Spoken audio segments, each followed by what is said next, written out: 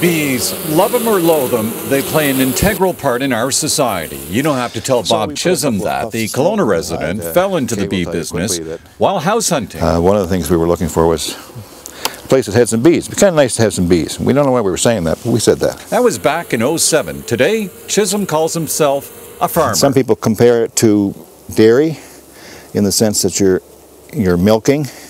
We're milking the honey instead of the milk from dairy cattle. Aside from providing honey, without bees, Chisholm says our diet would be without many of the foods that we take for granted. About 60%, probably 70% of the food that we eat is dependent upon pollinators. The best pollinator is the honeybee. As I jokingly say to folks, if you don't want bees, then get used to eating gruel, because that's really what's left. You don't have fruit, you don't have berries, you don't have any of that. But as Chisholm points out, being a bee, particularly the queen, is a full-time job. Queen will be laying in a hive, mature hive, around 1,500 to 2,000 eggs per day. And there's a reason why the queen is so busy laying eggs. Time is short. The life cycle of the bee is 45 days in the summertime. So she has to reproduce enough bees to keep the hive going over winter. And contrary to popular belief, it's the females, not the males, who do most of the work. All the workers are female.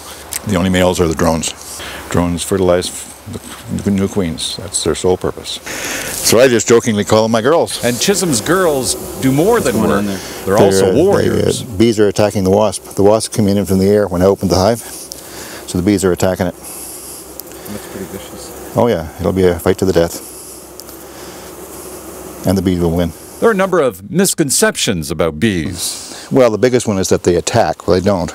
Most of the stings that people worry about come from wasps. Bees will only sting if they feel the hive is attacked or they're being personally attacked. But that's not to say that honeybees don't sting, and for some, being stung is not a bother. In fact, some insist that the venom is good for arthritis or joint pain. There are some others that claim it helps MS. And if getting stung on purpose doesn't appeal to you, you might want to try taking a teaspoon of honey a day, like Chisholm does. I feel better.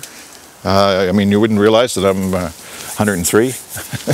Joking aside, bees have proven to be a valuable asset to the entire ecosystem. So the next time you see a honeybee, don't swat at it, admire it, and appreciate it, like Bob Chisholm does. Kelly Hayes, Castanet Media. Haven't been stung yet today.